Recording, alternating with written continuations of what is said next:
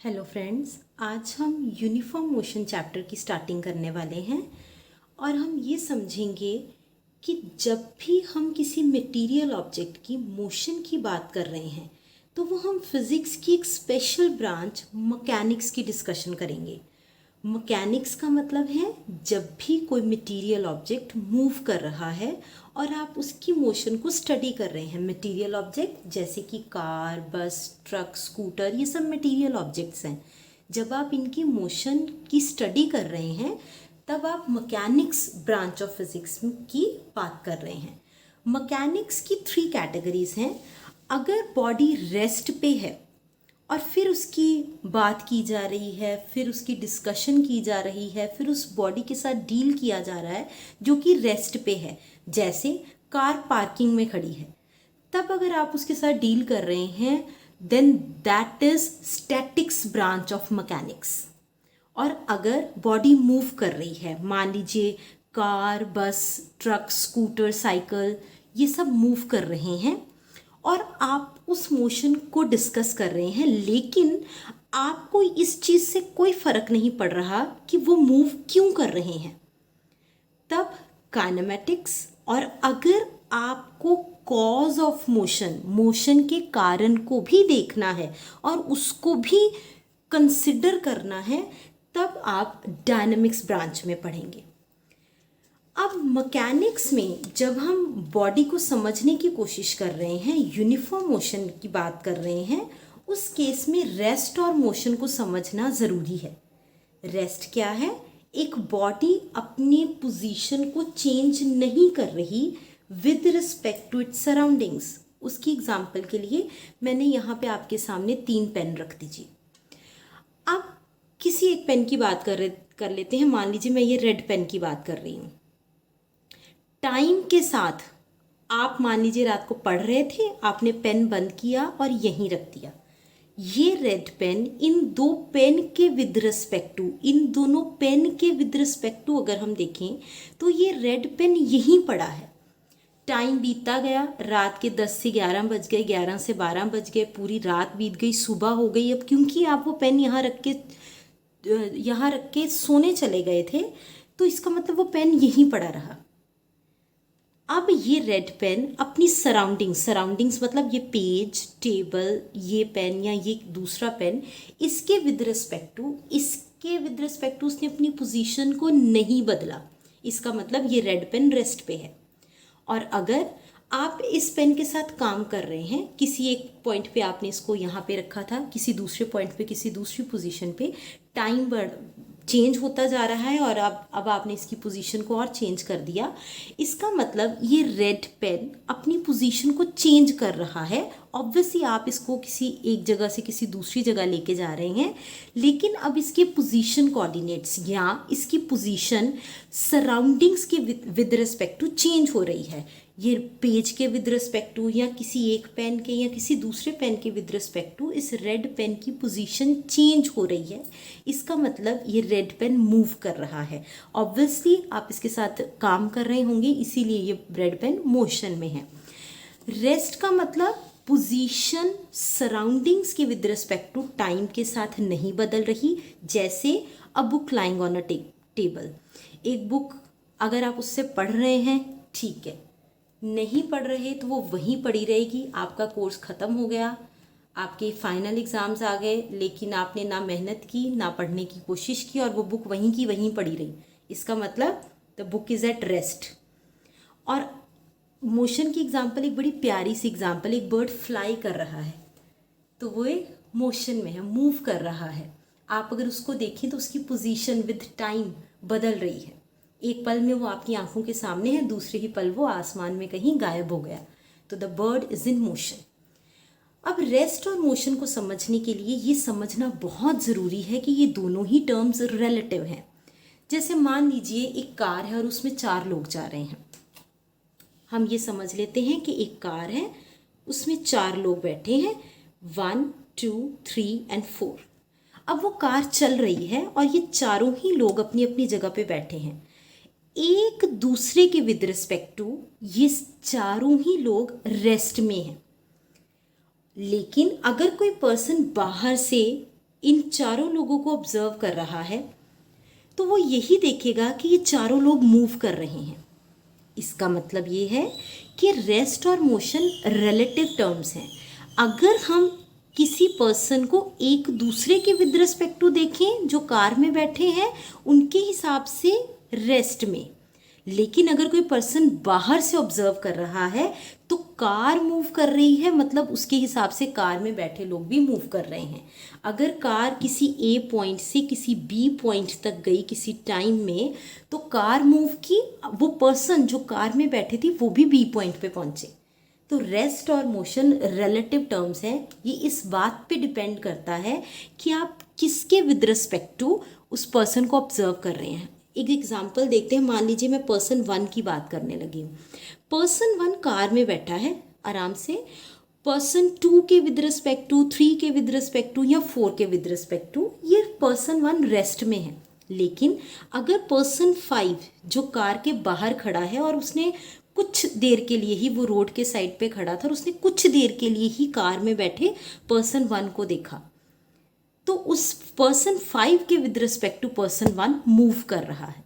मतलब रेस्ट और motion relative terms हैं, इस बात पे डिपेंड करती हैं कि हम इनकी ऑब्जर्वेशन को किस बॉडी के हिसाब से समझ रहे हैं। तो ये डिपेंड करेगा, किसी एक सिचुएशन में एक बॉडी रेस्ट पे हो सकती है और किसी दूसरी सिचुएशन में वो बॉडी मूव कर रही हो सकती है, सेम कंडीशंस में। अब जब बात मोशन की हो रही है तो ये भी समझ लें कि कितनी तरह की मोशन होती है। तो इससे पहले कि हम इस टॉपिक की डिस्कशन करें, बहुत सारी तरह की मोशन हो सकती है, लेकिन हम सिर्फ उन्हीं मोशन की डिस्कशन करेंगे जो हमें हमारे कोर्स के लिए +1 की फिजिक्स के लिए चाहिए। क्यों अभी फालतू में दिमाग पे प्रेशर डालना, तो जितनी ज़रूरत है उतनी चीज़ें समझ लेते हैं। तो सबसे पहली बात आ रही है रेक्टिलिनियर मोशन की। रेक्टिलिनियर मोशन मतलब एक ऑब्जेक्ट है, मान लीजिए ऑब्जेक्ट ए। ऑब्जेक्ट एक कार हो सकती है, बाइक हो सकती है, स्कूटर हो सकता है, कुछ भी है। एक ऑब्जेक्ट ए है, वो एकदम से एक स्ट्रेट लाइन में मूव कर रहा है। बिल्कुल स्ट्रेट लाइन में अगर वो मूव कर रहा है तो वो एक रेक्टिलिनियर मोशन है। आपने एकदम से सीधी लकीर खींची है और उसके ऊपर वो ऑब्जेक्ट मूव कर रहा है, तो वो एक रेक्टिलिनियर मोशन है। ट्रांसलेटरी मोशन, ट्रांसलेटरी मोशन में हमने एक बॉल ऑब्जर्व की। So this is a ball, एक बॉल ली हमने और उस बॉल को v वेलोसिटी के साथ, यूनिफॉर्म वेलोसिटी है, इसकी वेलोसिटी चेंज नहीं हो रही। ऑब्वियसली अगर आप ये सोच रहे हैं कि बॉल अगर ग्राउंड पे मूव कर रही है तो फ्रिक्शन हो रही होगी, तो हम उन सब चीज़ों को अभी के लिए इग्नोर कर देते हैं। तो एक बॉल किसी जगह पे, किसी फ्लोर पे, किसी फर्श पे मूव कर रही है, v वेलोसिटी के साथ मूव कर रही है, डिस्टेंस x कवर कर रही है किसी पर्टिकुलर टाइम में। तो हमने ये कहा कि नहीं ये तो 8th क्लास का बच्चा भी कर लेगा, तो हम +1 के हिसाब से थोड़ी बात करते हैं। मैंने कहा कि नहीं, मैंने पूरी बॉल की बात नहीं की, उसके सेंटर में एक पार्टिकल था, पार्टिकल 1, मैंने उसकी बात की। मैंने पूरी बॉल में से, हम इमेजिन कर लेते हैं, मान लीजिए ये एक बॉल है, ठीक है। ये बॉल v वेलोसिटी के साथ मूव करके पोजीशन A से पोजीशन B पे गई, x डिस्टेंस कवर करके। तो ये पोजीशन A पे थी और वो पोजीशन x डिस्टेंस कवर करके पोजीशन B पे पहुंची। अब ये बॉल पोजीशन B पे पहुंच चुकी है। तो हमने ये समझा कि बॉल v वेलोसिटी के साथ x डिस्टेंस कवर करते हुए पोजीशन A से पोजीशन B तक पहुंची। प्रिसाइज बात की तो हमने कहा कि हमने सेंटर में, इस बॉल के सेंटर में, बिल्कुल सेंटर में एक पार्टिकल है, मैंने उसका नाम रख दिया पार्टिकल 1। मैंने कहा मैंने पूरी बॉल की तरफ ध्यान नहीं देना, मैंने सिर्फ वो पार्टिकल 1 की तरफ देखना है।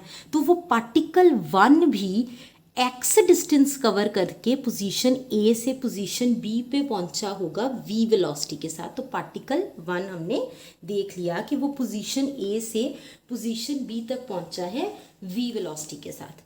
अब कोई और स्टूडेंट आया, उसने कहा कि ठीक है, तुमने इस बॉल में से पार्टिकल 1 देखा, मैं पार्टिकल 2 देख लेता हूँ। तो हमने यहाँ पे एक पार्टिकल 2 मार्क कर दिया, वो इसी बॉल का एक पार्टिकल है। वो पार्टिकल 2 भी x डिस्टेंस कवर करते हुए पोजीशन A से पोजीशन B तक गया होगा, जो कि v वेलोसिटी से ट्रेवल किया होगा। तो पार्टिकल 2 यहाँ पे पोजीशन A से पोजीशन B तक गया और उसने भी x ही डिस्टेंस कवर किया होगा। कोई और स्टूडेंट आया, उसने कहा ठीक है तुम दोनों ने पार्टिकल ए और बी कवर कर लिए, सॉरी पार्टिकल 1 और 2 कवर कर लिए, अब मैं किसी पार्टिकल 3 की बात कर लेता हूँ। तो उसने उस बॉल के ऊपर किसी, अब ये बॉल में बहुत सारे पार्टिकल्स हैं, n number of particles are there, उसने किसी एक पार्टिकल की बात कर ली, पार्टिकल 3। अब वो पार्टिकल 3 यहाँ पे पहुँच गया x डिस्टेंस कवर करके v वेलोसिटी के साथ। अब पार्टिकल 3 ने भी x ही डिस्टेंस कवर किया होगा। सो ट्रांसलेटरी मोशन कहता है कि चाहे हम पूरी बॉल की बात करें जो जिसने x डिस्टेंस कवर किया होगा v वेलोसिटी के साथ पोजीशन A से पोजीशन B में, या आप उसके किसी भी पार्टिकल की बात कर लीजिए, हर पार्टिकल ने पोजीशन A से पोजीशन B तक जाने में x ही डिस्टेंस कवर किया होगा v वेलोसिटी के साथ। कंस्टिट्यूएंट पार्टिकल्स ने भी उतना ही डिस्टेंस कवर किया होगा v वेलोसिटी के साथ ही, सेम वेलोसिटी के साथ सेम ही डिस्टेंस कवर किया होगा सेम ही टाइम में। तो इसकी डेफिनेशन कुछ इस तरह से बन जाती है, the motion in which all the particles of a body move through the same distance in the same time. ये बॉल मूव कर रही है और ये बॉल के साथ साथ इसका हर पार्टिकल मूव कर रहा है। आप चाहे पूरी बॉल को ऑब्जर्व कीजिए, चाहे आप उसके अलग अलग पार्टिकल को अलग अलग सिचुएशंस में ऑब्जर्व कर लीजिए, लेकिन सेम डिस्टेंस ट्रेवल किया होगा उन्होंने सेम टाइम में। तो वो एक ट्रांसलेटरी मोशन बन गई। आगे है सर्कुलर या रोटेटरी मोशन। तो सर्कुलर या रोटेटरी मोशन समझने के लिए हमें क्या करना पड़ेगा, हमें जाना पड़ेगा अम्यूज़मेंट पार्क में। तो अम्यूज़मेंट पार्क में हम क्या करने जा रहे हैं, मैं तो नहीं जाने वाली, आप लोग जाएंगे, बिकॉज मुझे तो जिस झूले की बात मैं करने वाली हूँ मुझे तो उससे बहुत डर लगता है। तो आपको पता होगा, you people are young blood, amusement park में एक ऐसा झूला होता है जो सेंटर से फिक्स होता है और उसके आसपास कुछ इस तरह से बना होता है और उसके आसपास सीट्स लगी होती हैं जहाँ पे पर्सन्स बैठ सकते हैं। सो इस तरह के झूले की हम बात करें, मतलब अम्यूज़मेंट पार्क में जाना है तो इधर उधर नहीं घूमना, सिर्फ इस झूले की तरफ देखना है जो बड़ा सा झूला होता है। अब वो झूले के बारे में पर्टिकुलर्स उसके समझ लें कि वो सेंटर से फिक्स्ड है। ठीक है, आप अपनी चॉइस की सीट ले लीजिए, मान लीजिए this is you sitting there, आपका नाम पी अज्यूम कर लेते हैं। So person P is sitting here. अब हमने झूले को भी देखना है और पर्सन पी को भी देखना है। बात अगर करूं झूले की, तो झूले की मोशन कैसी है, झूला सेंटर से फिक्स्ड है, झूला सेंटर से फिक्स्ड है और वो रोटेट कर रहा है एक फिक्स्ड एक्सिस के अबाउट। तो अगर मैं बॉडी की बात करूं, पूरी बॉडी की बात करूं, पूरी बॉडी मतलब जो यहाँ पे एक झूला है, ये अपने आप में कंप्लीट बॉडी है। तो ये जो झूला है ये सेंटर में फिक्स्ड है और सेंटर में फिक्स्ड होने का मतलब है किसी एक्सिस के अबाउट फिक्स्ड है और वो उस फिक्स्ड एक्सिस के अबाउट रोटेट कर रहा है। तो ये एक रोटेटरी मोशन है। जब वो बॉडी किसी फिक्स्ड एक्सिस के अबाउट रोटेट कर रही है तो वो एक रोटेटरी मोशन है। यहाँ पे ये झूला इस तरह से, ये जो लोगों के बैठने के लिए जो जगह है ये इस तरह से गोल गोल घूम रही है, लेकिन सेंटर से वो झूला फिक्स्ड है। भगवान की दया से वो बिल्कुल फिक्स्ड है सेंटर से। सो ये झूला, ये बॉडी एक फिक्स्ड एक्सिस के अबाउट रोटेट कर रही है। सो ये एक रोटेटरी मोशन है। अब पर्सन पी क्यों यहाँ पे गोल गोल घुमा रहे हैं हम, पर्सन पी के विद रिस्पेक्ट टू अगर मैं देखूँ, मतलब अगर मुझे पर्सन पी की बात करनी है तो पर्सन पी जो है वो इस तरह से, पर्सन पी कैसे मूव कर रहा होगा, अब ये झूला मूव कर रहा है तो वो कुछ इस तरह से मूव कर रहा है। तो पर्सन पी आप देख पा रहे हैं कि वो सर्कल में मूव कर रहा है, तो ये एक सर्कुलर मोशन है। मतलब अगर मैं बॉडी की बात करूं तो फिक्स्ड एक्सिस के अबाउट बॉडी रोटेटरी मोशन कर रही है, लेकिन उसका एक पार्टिकल, इसीलिए मैंने इंटेंशनली इसका नाम पर्सन पी रखा था, पार्टिकल पी जो है वो सर्कल में मूव कर रहा है, तो वो एक सर्कुलर मोशन हो गई। इससे पहले कि आपको झूले से अब चक्कर आने लगे, हम चलते हैं अगली मोशन की तरफ, विच इज ऑसिलेटरी या वाइब्रेटरी मोशन। ऑसिलेटरी या वाइब्रेटरी मोशन सुनते ही दिमाग में आ रहा है कि फ़ोन भी शायद वाइब्रेशन पे ही लगता है, तो इसका मतलब क्या फ़ोन ऑसिलेशन पे लग सकता है, समझने की कोशिश करते हैं। देखिए, ऑसिलेशन या वाइब्रेशन को समझते हैं। मान लीजिए हम इसके लिए हमें दो पर्सन चाहिए, person A and person B. Person A मान लीजिए 6 अल्फ़ाबेट्स लिख सकता है 1 सेकंड में। अल्फ़ाबेट्स क्या होते हैं? ABCD, ये सब अल्फ़ाबेट्स हैं। मान लीजिए पर्सन ए 6 अल्फ़ाबेट्स लिख सकता है 1 सेकंड में, और पर्सन बी 8 अल्फ़ाबेट्स लिख सकता है 1 सेकंड में। अब 1 सेकंड भी इंटेंशनली लिया गया है, वो आपको आगे समझ में आएगा। पर्सन, अभी तक की कहानी ये बनी कि हमारे पास दो लोग हैं, ठीक है, person A and person B. Person A 1 second में 6 अल्फ़ाबेट्स लिख सकता है, और पर्सन बी 1 सेकंड में 8 अल्फ़ाबेट्स लिख सकता है, ठीक है। अब अगर आपको ये ज़्यादा लग रहा है तो आप अपने हिसाब से वैल्यूज़ कम कर सकते हैं, मतलब 6 और 8 की वैल्यूज़ आप चेंज कर सकते हैं। मैंने तो सिर्फ एक एग्जांपल ली है।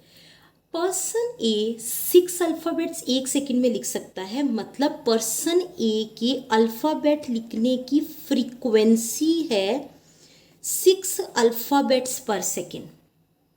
पर्सन ए के अल्फ़ाबेट्स लिखने की फ्रीक्वेंसी है 6 अल्फ़ाबेट्स पर सेकंड, और पर्सन बी के अल्फ़ाबेट्स लिखने की फ्रीक्वेंसी है 8 अल्फ़ाबेट्स पर सेकंड। सो पर्सन ए 6 अल्फ़ाबेट्स पर सेकेंड लिख सकता है, पर्सन बी 8 अल्फ़ाबेट्स पर सेकेंड लिख सकता है। इसी को फिजिक्स की भाषा में कहेंगे कि पर्सन ए के अल्फ़ाबेट्स लिखने की फ्रीक्वेंसी है 6 अल्फ़ाबेट्स पर सेकेंड, और पर्सन बी के अल्फ़ाबेट्स लिखने की फ्रीक्वेंसी है 8 अल्फ़ाबेट्स पर सेकेंड, ठीक है। अब अगर आप खाने पीने के शौकीन हैं तो आप इसे किसी खाने पीने वाली चीज़ से रिप्लेस कर दीजिए, क्यों बोरिंग अल्फ़ाबेट्स के साथ डील करना, ठीक है। सो अब हमें फ्रीक्वेंसी समझ में आ गई। इन दोनों में से फ्रीक्वेंसी ज़्यादा किसकी है?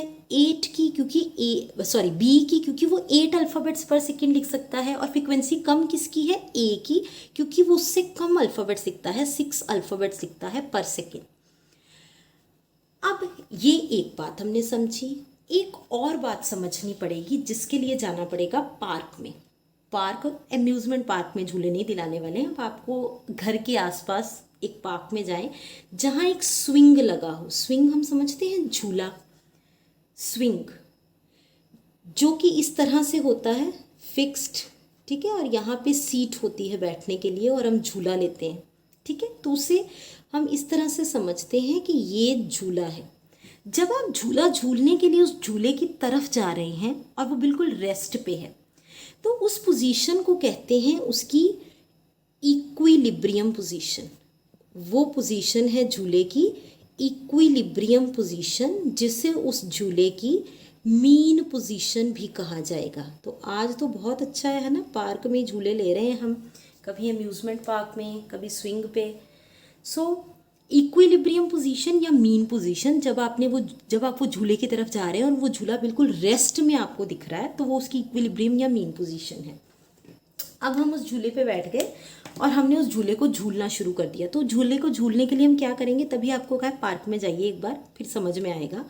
हमने ये झूले को पे पहले पीछे की तरफ गए और एक एक्सट्रीम तक गए, जिसको हम उसकी एक्सट्रीम पोजीशन कह देते हैं। सो ये उसकी एक एक्सट्रीम पोजीशन तक हम उसे पीछे की तरफ लेके गए। उसके बाद हम मीन पोजीशन की तरफ वापस आए, और फिर ये इनर्शिया के कारण यहीं रुक नहीं जाएगा, झूला आगे की तरफ चला जाएगा और एक एक्सट्रीम तक आगे की तरफ जाएगा, उसे भी एक्सट्रीम पोजीशन ही कहते हैं। और फिर इस एक्सट्रीम तक जाने के बाद अब वो झूला फिर से मीन की तरफ आ गया और आप आराम से झूला झूल रहे हैं। तो अभी तक की कहानी ये बनी कि आप झूले की तरफ गए, जब आपने झूले को देखा वो बिल्कुल रेस्ट पे था, उस रेस्ट पोजीशन को उसकी इक्विलिब्रियम या मीन पोजीशन कहते हैं। आप झूले पे बैठे, आप उसे पीछे की तरफ एक एक्सट्रीम पोजीशन तक लेके गए, वापस वो मीन पोजीशन पे आया, पर इनर्शिया के कारण वो वहीं नहीं रुक गया और वो आगे की तरफ एक एक्सट्रीम तक गया, और फिर वो वापस मीन पे आया, और यही दोहराता जा रहा है। और इस मोशन को कहते हैं टू एंड फ्रो मोशन, जिसको आसान भाषा में कहेंगे आगे पीछे झूल रहा है झूला, ठीक है। सो झूला आगे पीछे जो झूल रहा है बिटवीन टू एक्सट्रीम पोजीशंस, ये स्विंग जो है वो बिटवीन टू एक्सट्रीम पोजीशंस झूल रहा है, उसे उसकी टू एंड फ्रो मोशन कहेंगे, जिसको सिंपल भाषा में कहते हैं आगे पीछे झूलना। ठीक है, आगे पीछे झूला झूल रहा है तो इसको कहते हैं टू एंड फ्रो मोशन। ठीक है जी। अब आते हैं अपनी ऑसिलेशन और वाइब्रेशन पे। ऑसिलेशन और वाइब्रेशन दोनों ही टू एंड फ्रो मोशन है, मतलब पार्टिकल किसी मीन पोजीशन से एक्सट्रीम पोजीशन के बीच में झूल रहा होगा। पार्टिकल अपनी पोजीशन को चेंज कर रहा होगा, मीन पोजीशन से एक्सट्रीम, फिर मीन, फिर एक्सट्रीम, फिर मीन। अच्छा, एक ऑसिलेशन कैसे बनेगी? एक ऑसिलेशन का मतलब है आप मीन से गए एक्सट्रीम पे, एक्सट्रीम से वापस आए मीन पे, मीन को क्रॉस करके एक्सट्रीम पे गए और एक्सट्रीम से वापस मीन पे आए। ठीक है, ये थी एक्सट्रीम पोजीशन 1 और ये एक्सट्रीम पोजीशन को 2 मान लिया। तो आप मीन से पहले एक्सट्रीम पोजीशन 1 की तरफ गए, वहाँ से फिर मीन की तरफ आए, मीन से फिर एक्सट्रीम पोजीशन 2 को टच करते हुए वापस मीन पे आए। मीन से चल के दोनों एक्सट्रीम्स को टच करके वापस मीन पे आए, ये 1 ऑसिलेशन बनी। ठीक है, और 1 टू एंड फ्रो मोशन बनी।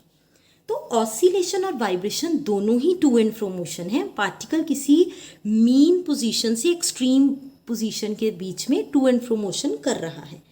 जब ये टू एंड फ्रो मोशन की फ्रीक्वेंसी लो है, बहुत कम फ्रीक्वेंसी है, मतलब जैसे आप आराम से मौसम का आनंद लेते हुए पार्क में झूला झूल रहे हैं तो आप बड़े मज़े से झूल रहे होंगे। आपका कंपटीशन ऐसा कुछ नहीं होगा कि मुझे 1 सेकंड में इतना झूले लेने हैं। ठीक है, ऐसा कुछ नहीं आप सोच रहे, आप मज़े से अपनी फ्रीक्वेंसी के साथ, जैसे आपको अच्छा लग रहा है वैसे आप झूला झूल रहे हैं। तो उस केस में आपकी फ्रीक्वेंसी लो होगी, 1 सेकंड में आप बहुत कम झूला झूल पा रहे होंगे।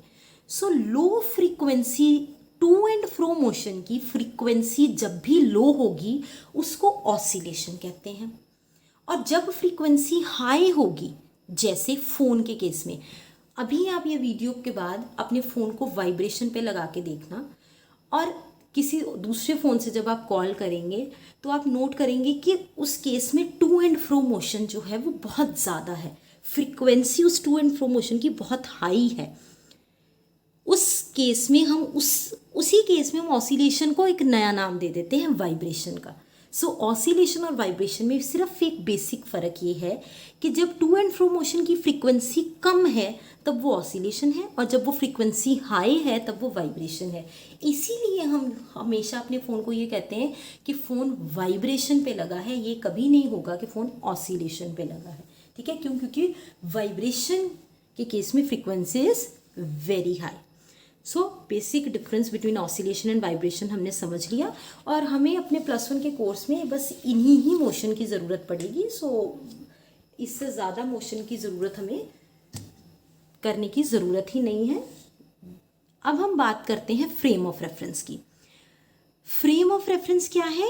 एक coordinate system of coordinate axis. ये क्या चीज़ है? आपको 9th या 10th क्लास में मैथमेटिक्स में एक्स एक्सिस, वाई एक्सिस और जेड एक्सिस के बारे में बताया गया होगा। सो ये वही है, कोऑर्डिनेट एक्सिस के सिस्टम को हम फ्रेम ऑफ रेफरेंस कहेंगे। और इसका काम क्या होगा? किसी भी पार्टिकल की पोजीशन के बारे में हम समझ पाएंगे, उसकी डिस्प्लेसमेंट के बारे में समझ पाएंगे, velocity, acceleration, change of position के बारे में, distance covered by the particle, और अगर रिटार्डेशन है, कोई भी चेंज है, उसको हम इस कोऑर्डिनेट सिस्टम में समझने की कोशिश करेंगे, और इसी को हम फ्रेम ऑफ रेफरेंस कहते हैं। फ्रेम ऑफ रेफरेंस फिजिक्स में 2 तरह के हो सकते हैं, या तो वो इनर्शियल फ्रेम होगा या नॉन इनर्शियल फ्रेम होगा। Newton's first law of motion अगर किसी फ्रेम ऑफ रेफरेंस में फॉलो हो रहा है, इसका मतलब वो इनर्शियल फ्रेम है, और अगर Newton's first law of motion follow नहीं हो पा रहा तो वो एक non inertial frame of reference है।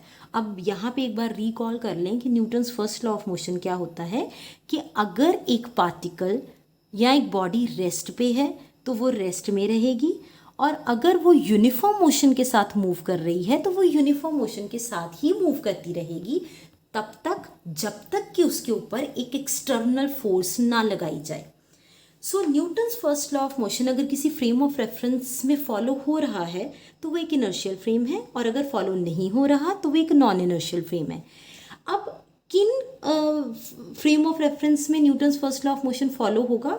उन फ्रेम ऑफ रेफरेंस में जो या तो रेस्ट पे होंगे या यूनिफॉर्म वेलोसिटी के साथ मूव कर रहे होंगे, यूनिफॉर्म वेलोसिटी के साथ।